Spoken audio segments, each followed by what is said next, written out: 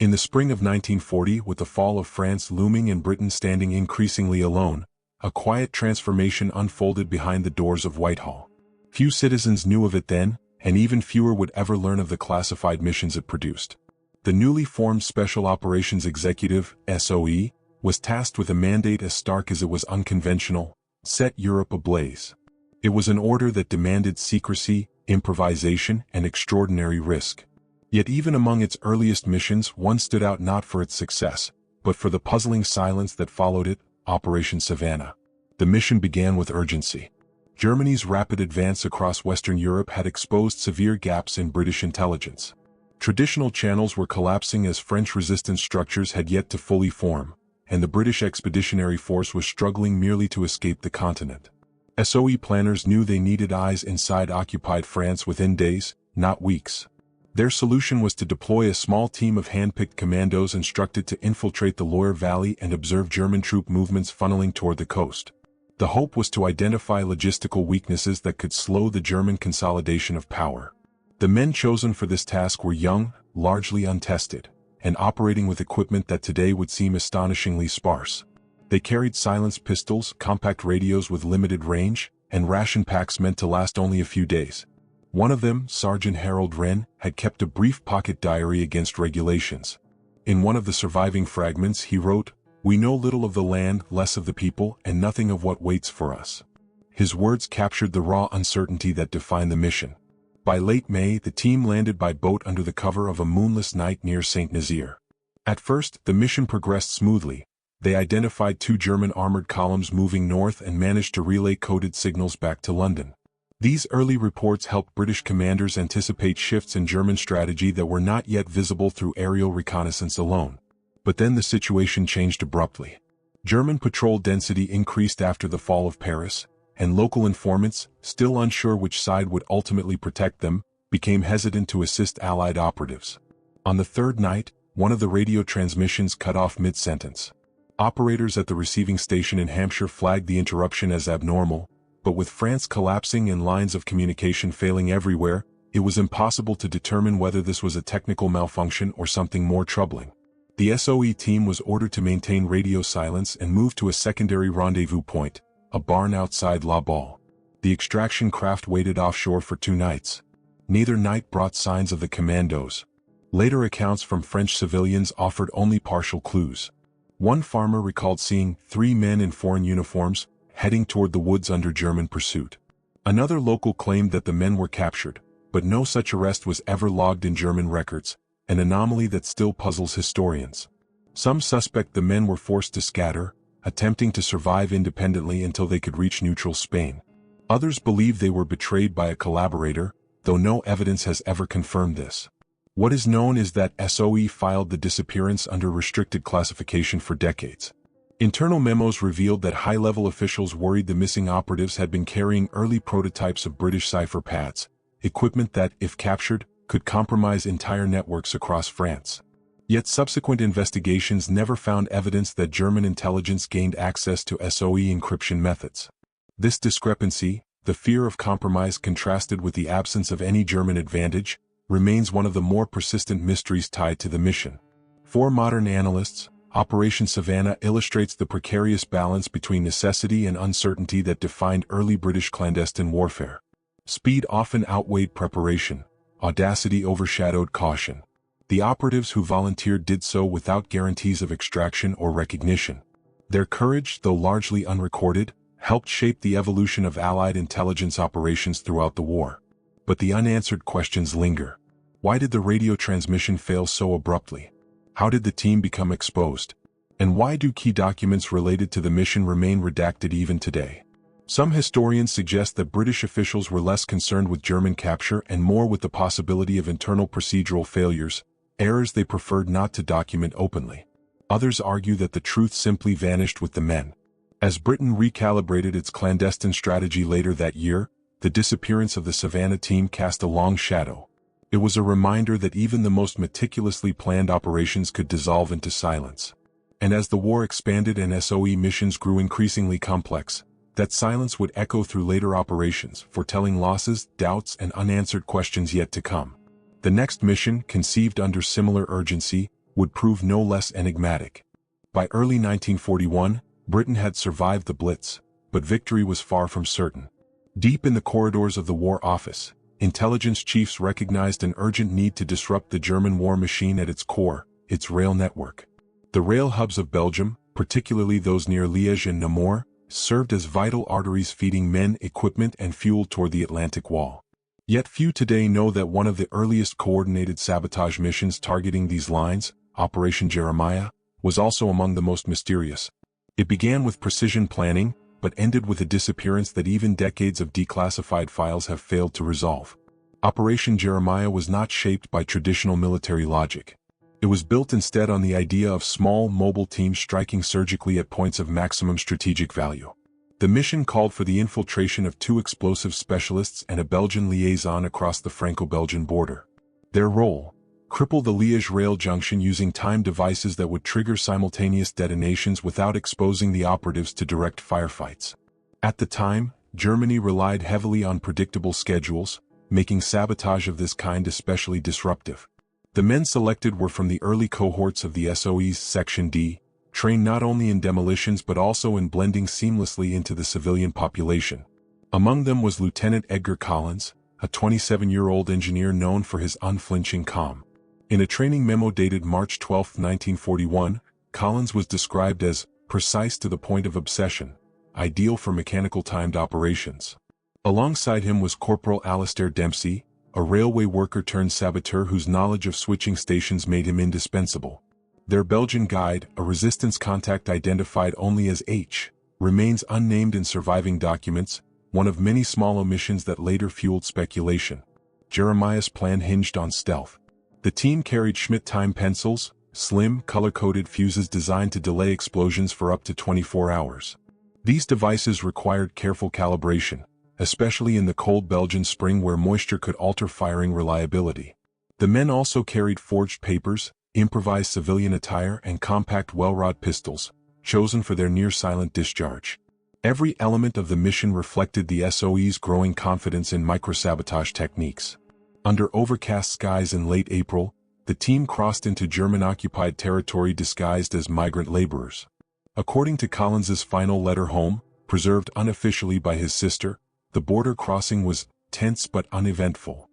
In the days that followed, they mapped guard rotations, identified weak points along the rail lines, and prepared insertion routes to the switching yard.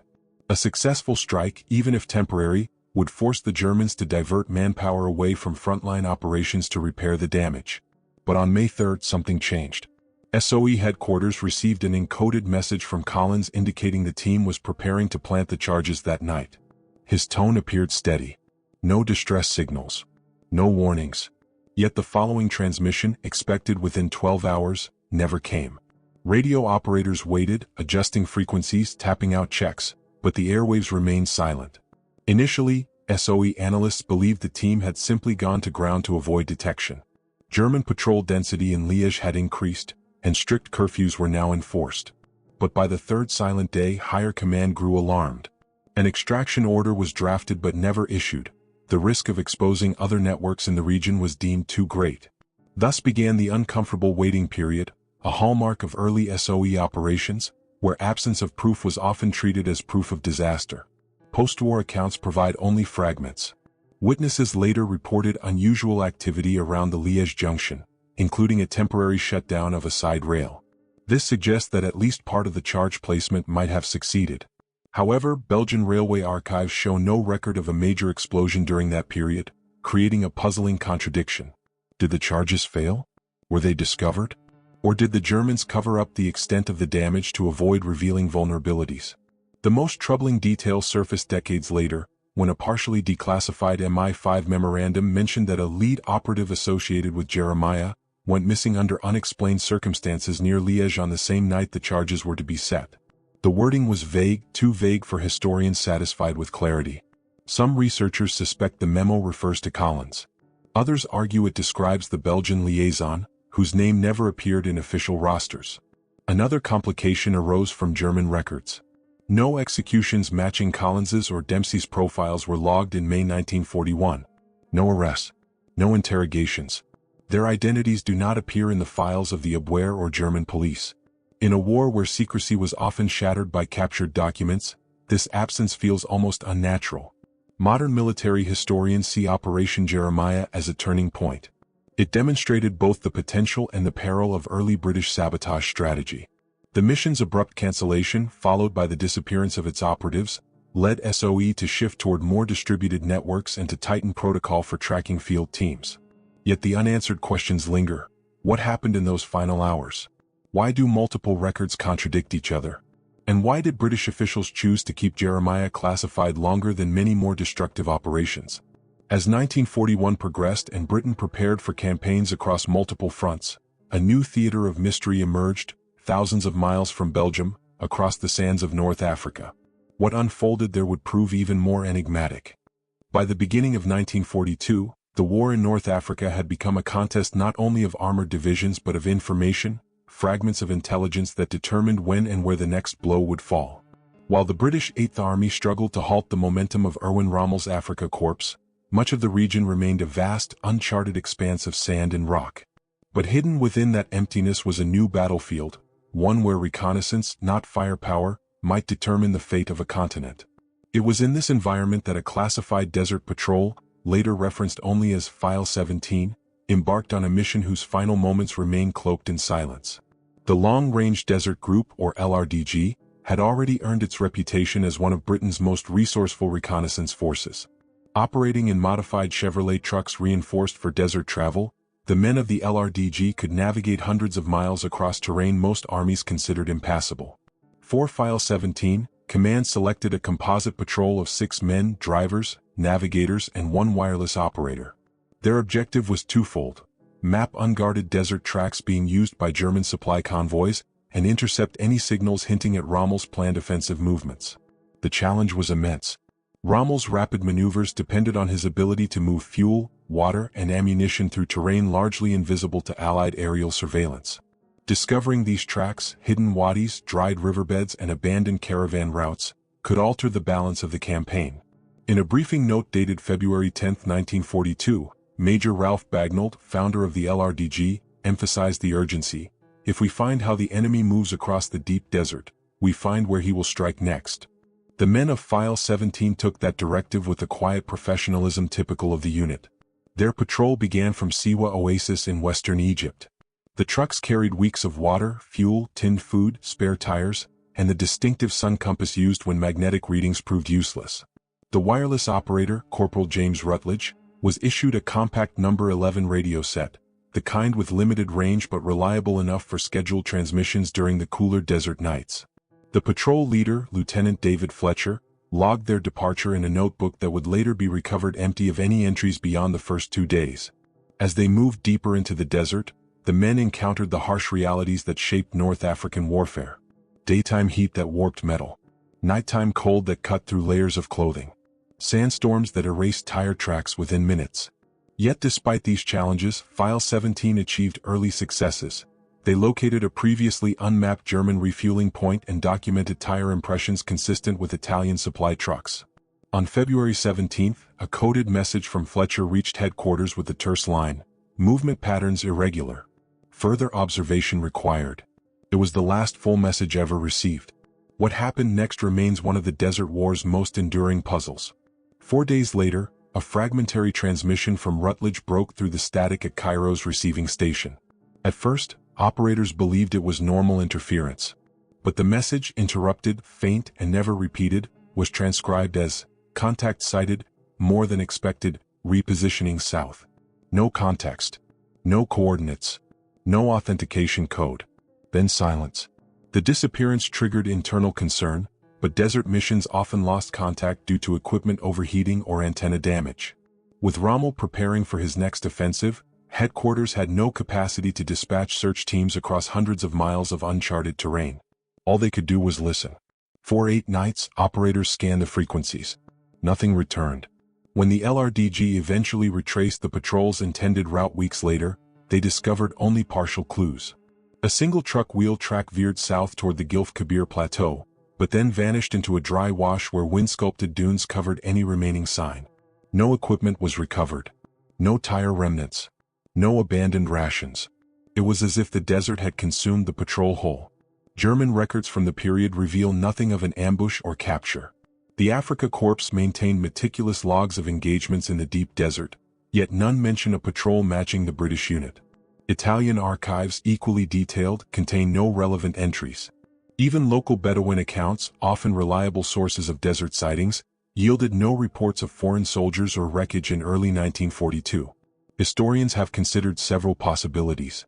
Mechanical breakdown followed by disorientation could have driven the patrol off course, but the LRDG trained relentlessly to navigate under extreme conditions. Enemy interception cannot be ruled out, though the lack of records is unusual given German efficiency in cataloging prisoners. Some speculate that the patrol stumbled upon a major Axis movement and took evasive action, pushing them too far into waterless terrain. Then there is the final enigma, the official File 17 report itself. Even after decades of declassification, several paragraphs remain redacted.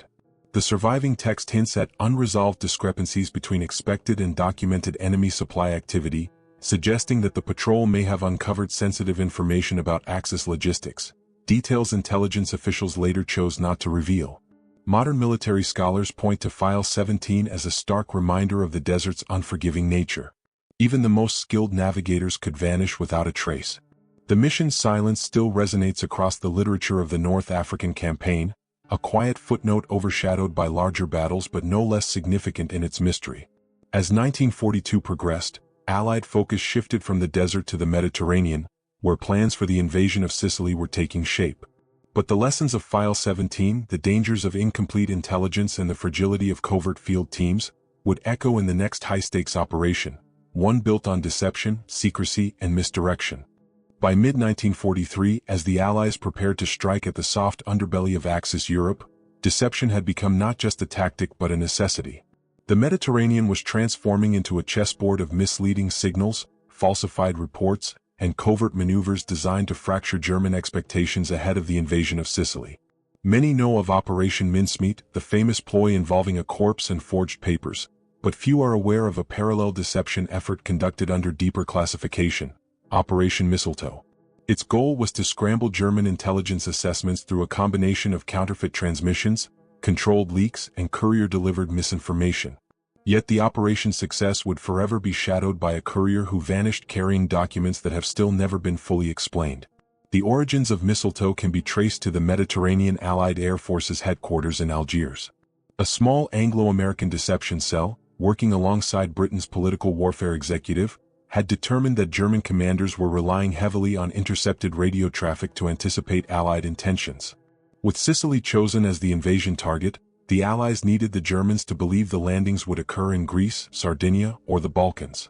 Unlike Mincemeat, which relied on a single dramatic deception, Mistletoe was built around a network of subtle misdirections, designed to overwhelm German analysts with inconsistencies. Airdrops of dummy radio transmitters, coded Evergreen, would simulate brigade-level communications where no real units existed. Double agents run by MI5's XX committee were instructed to provide carefully curated fragments of misleading intelligence. And at the center of it all was a series of forged operational summaries, concise, highly technical reports meant to appear as if they had been issued by field commanders.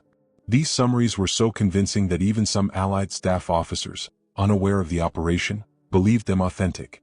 To maintain credibility, a handful of these documents needed to be lost in areas where German patrols could plausibly discover them. This was where the courier, Lieutenant Colin Hartwell of the Royal Navy Volunteer Reserve, entered the picture. Hartwell, a quiet and meticulous officer with a background in naval signals, was tasked with transporting a sealed satchel from Beaune, Algeria, to Malta. There, counterintelligence teams would stage a controlled leak, allowing German surveillance to intercept the documents under circumstances carefully crafted to appear accidental.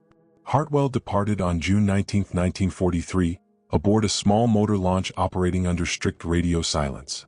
His journey was expected to last less than 24 hours. According to the deck log, the weather was calm, visibility excellent, and no enemy activity had been reported in the sector for several days. Yet somewhere during the transit, Hartwell disappeared. The initial reports conflicted wildly. One account claimed Hartwell had transferred to a smaller craft for the final approach to Malta, a standard practice to minimize detection. Another stated he never left the motor launch. A third, referenced only in a partially declassified naval intelligence memo, suggested that a German reconnaissance aircraft had been spotted on the horizon shortly before Hartwell's estimated arrival window. What is known for certain is that Hartwell never checked in at Malta. When his absence was reported, the Allies faced a perilous dilemma. If the forged mistletoe papers had fallen into German hands, the entire deception plan could collapse. Worse, if German intelligence realized the documents were fraudulent, they would question every subsequent report from suspected double agents. The invasion timetable depended on maintaining the illusion. A rapid inquiry was launched. The motor launch crew was interrogated, though their testimonies were vague. Some claimed Hartwell had gone below deck to rest, others that he remained topside during most of the voyage. A search of the vessel turned up no trace of the satchel. The ship's captain insisted they had not been shadowed, though he admitted the possibility of a distant aircraft he could not identify. MI6 investigators flew to Malta and Algeria to review logs, coastal records and reconnaissance imagery, but nothing conclusive emerged. German intercepts from the period offer little clarity. While the Abwehr appeared to shift some defensive assets toward Sardinia and the Peloponnese, suggesting elements of the Allied deception were working, there is no explicit reference to documents matching the mistletoe forgeries. This ambiguity left Allied planners uncertain. Had Hartwell succeeded in an unintended but effective leak, or had he disappeared before the documents could influence enemy planning? Compounding the mystery, a small portion of Hartwell's personnel file remains redacted, even decades after the war. Some historians believe he may have been carrying material beyond the forged summaries, possibly communications protocols or cipher procedures. If true, his loss represented not only a deception risk but a potential compromise of Allied naval security. Yet no major shift in German intelligence exploitation followed, casting doubt on that theory. A later Allied signals report mentioned an unexplained radio emission, detected south of Malta on the night Hartwell was expected to arrive. Analysts at the time dismissed it as atmospheric interference, but its timing has drawn renewed interest from researchers studying the case. Whether this signal came from Hartwell, from a German vessel, or from an unrelated source remains impossible to determine.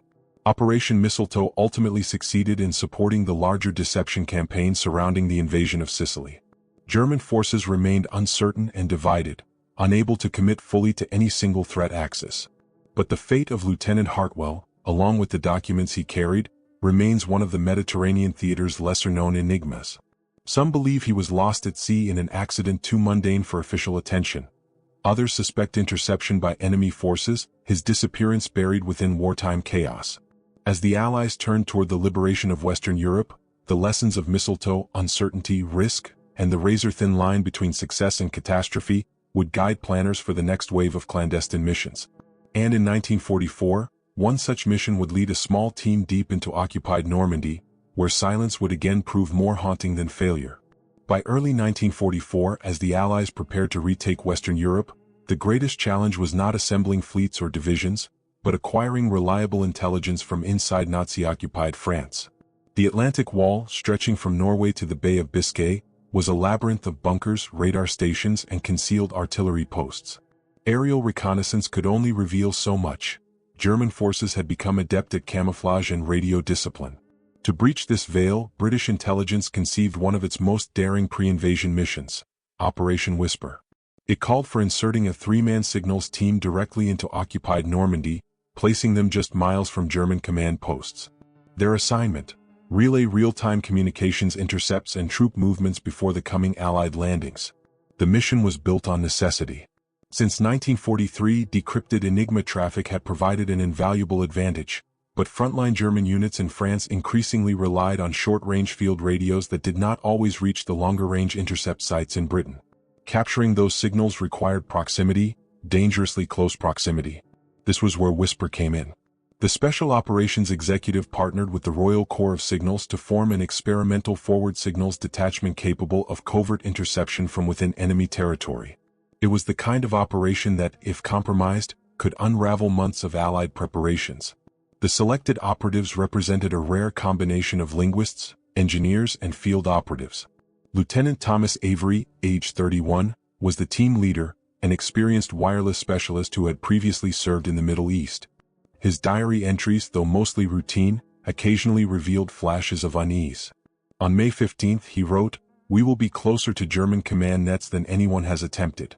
If they discover us, it won't be a simple arrest. With him were Sergeant William Bill Mercer, a former radio technician from Leeds with a talent for improvising equipment, and French-born Corporal René Vallon, whose fluency in the local dialect would be essential for blending in. Their equipment was compact but cutting-edge by wartime standards.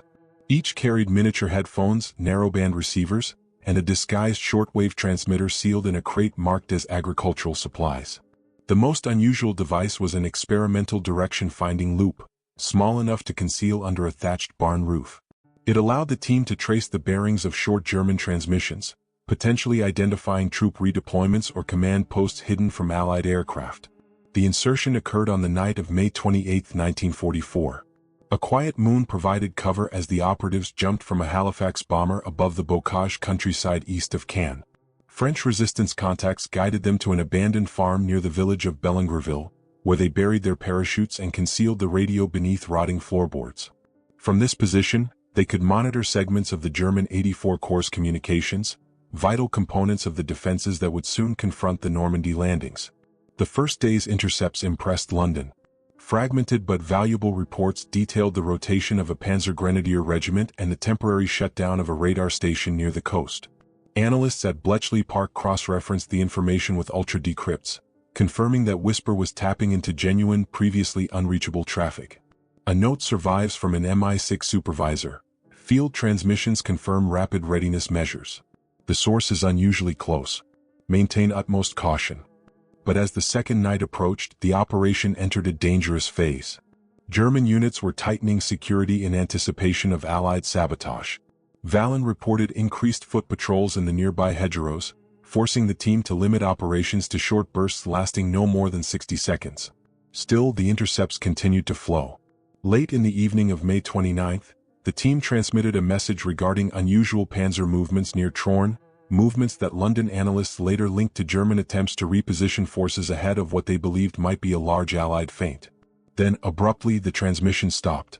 At 2:14 on May 30th, receiving stations in southern England detected a brief, distorted signal on Whisper's assigned frequency. London issued a request for verification codes, but no reply came. Over the next several hours, additional attempts to contact the team failed. At first, headquarters assumed weather interference, the kind that plagued shortwave sets in Normandy's coastal air. But by dawn, a more unsettling possibility emerged. The team's silence was deliberate. When resistance contacts attempted to reach the farm 2 days later, they found it abandoned. Bedding left unrolled. Ration tins opened only hours before. No signs of a struggle, yet no operatives.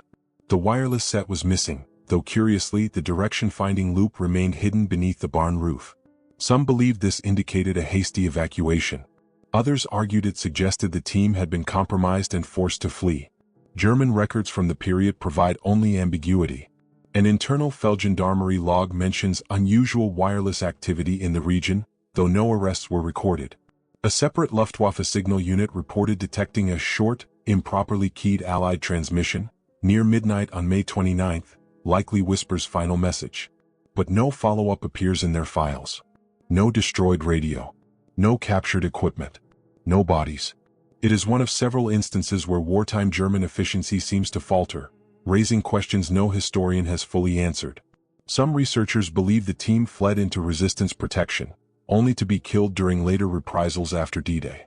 Others argue they attempted to relocate closer to German headquarters at Vimont and perished crossing patrol lines. A few speculate that Mercer's experimental equipment may have malfunctioned, forcing them to move and inadvertently exposing their position. Whatever happened, Whisper remains notable for what little survived. A handful of transcripts, a few coded instructions, and silence. Yet even that silence speaks. It underscores the razor-thin line between intelligence triumph and catastrophe. It illustrates how even the most carefully planned operations could vanish into the fog of war. As June 1944 dawned, the Allies readied their forces for the largest amphibious invasion in history. But in the shadows, far from the beaches, another clandestine mission was already forming, one that would push British intelligence deeper into collapsing Germany, where secrets of an entirely different kind awaited discovery. By the final months of 1944, even as Allied forces pressed into the heart of Western Europe, British intelligence recognized that the greatest dangers of the war might yet be hidden, not in the ruins of bombed cities, but in the documents, research facilities, and quiet offices of collapsing Nazi institutions. Rumors had begun to circulate through SOE channels. Fragments of reports intercepted in Belgium, testimonies from captured officers, and notes retrieved from abandoned command posts. All hinted at the same troubling idea that deep inside Germany, scientific projects tied to advanced weapons, encrypted communications, and long-range technology were being destroyed or relocated ahead of Allied advances. In response, Britain authorized a final, highly restricted intelligence effort. A mission later referenced in internal MI6 archives only by a single phrase, the Hamburg Directive. While the U.S. Army's technical intelligence and ALSOS teams swept southern and central Europe, the Hamburg Directive focused on the north, where collapsing German command structures created both opportunity and chaos. Hamburg, once a thriving port city, had become a shattered landscape of rubble and smoke, struck repeatedly by Allied bombing. Yet its labyrinth of military offices, naval facilities, and industrial labs made it a likely repository for sensitive research papers the Germans would not want falling into enemy hands. The mission was simple in concept but perilous in execution. Send in a small MI6 detachment ahead of the main British advance to locate, secure, or destroy documents before retreating German units could erase them. The chosen operatives formed a four-man team drawn from MI6, SOE, and the Royal Engineers. Captain Arthur Kershaw, a veteran intelligence officer with sharp German language skills, led the group. With him were Sergeant Leonard Price, an explosives expert, along with two intelligence analysts, Peter Langford and Elias Burke. Their equipment was minimal: small arms, demolition charges, a compact radio, and empty satchels for collecting sensitive materials. They also carried a list of suspected research sites compiled from months of fragmented intelligence. The most intriguing entry among them was a reference to a naval laboratory near the district of Rothenburgsort, believed to house experimental communication systems developed for U-boats. The team crossed into the outskirts of Hamburg in late April 1945, only hours after British armored units had secured the roads leading toward the city's center. But the area was still unstable. Fires burned unchecked. Snipers, unaware or unconvinced that surrender was imminent, remained scattered across high vantage points. Civilian evacuees fled in all directions, some desperate, others dazed. Kershaw noted in his log, silence broken only by the pop of sporadic fire. Difficult to tell which uniforms are retreating, resisting, or merely lost. Their first target, a military office near the damaged port district, yielded little. Burnt documents. Safes emptied. Telecommunication equipment stripped of wiring. But one object survived untouched. A map tacked to a wall marked with transport arrows leading east. Kershaw photographed it immediately, noting that one arrow corresponded to the rumored Rothenburgsort lab. Encouraged by the clue, the team moved south through devastated streets, staying close to collapsed buildings to avoid open areas still exposed to sniper fire. Upon reaching Rothenburgsort, they encountered their first major obstacle. The lab complex, though partially intact, had been hastily evacuated. In the main corridor, the floor was littered with charred paperwork, ash, and broken instruments. Yet Price noticed something odd. One storeroom door had been locked from the inside. After breaching it, the team discovered a metal crate, sealed with naval markings. Inside were technical schematics for high-frequency communication devices, along with fragments of correspondence between German naval engineers. The documents pointed to attempts to create compact, long-range transmission systems possibly intended for submarine use. Their level of completion remains debated among historians, but to Kershaw and his team, they were a clear breakthrough. What happened next, however, remains one of the mission's unresolved mysteries. While Price and Langford cataloged the crate's contents, Burke and Kershaw scouted the adjoining hallway. According to Kershaw's later debrief, they heard the sound of hurried footsteps above them, suggesting that at least one individual remained inside the structure. When the team pursued, they found only an open stairwell and a side door swinging in the draft. Outside, fresh footprints led toward the riverbank, but the trail ended abruptly, washed away by water and debris. No civilians in the area reported sightings, and Kershaw could not determine whether the person was a fleeing German scientist, a courier, or another Allied operative working independently. The ambiguity deepened when the team attempted to radio their findings back to British command. Their transmitter crackled, issued a faint carrier signal, then died completely, a failure Price attributed to lingering fire damage or electromagnetic interference from nearby industrial ruins. Forced to rely on physical transport, the team packed the documents and prepared to move. But just as they exited the building, artillery fire, possibly German units seeking to cover their retreat, struck the district. In the confusion, Langford became separated from the group for nearly an hour. When reunited, he claimed he had been forced to take shelter in a collapsed warehouse, though his uniform showed no dust or debris. His account was never questioned officially, but his file later bore a marginal note: discrepancies in timeline unresolved. The team successfully extracted from the city the next day, documents intact. Yet the post-war archives surrounding the Hamburg Directive remain curiously incomplete. Some sections were declassified in the early 2000s, but several pages, particularly those detailing the naval schematics, are still withheld. Historians argue that the withheld material may relate to early Cold War intelligence rather than wartime secrecy, though confirmation remains elusive. For all its uncertainty, the mission underscores the final truth of clandestine warfare. Victory on the battlefield does not always illuminate the shadows in which intelligence operatives work. Some discoveries lead to new questions. Some gaps in the record survive intentionally. And some disappearances, whether of men, documents, or entire operations, remain suspended in silence. The Hamburg Directive closed the book on Britain's most secret missions of World War II. But like Savannah, Jeremiah, File 17, Mistletoe, and Whisper, it left behind puzzles that historians continue to study, piece together, and debate. The war ended. The archives reopened. But the mysteries endured, hidden until now.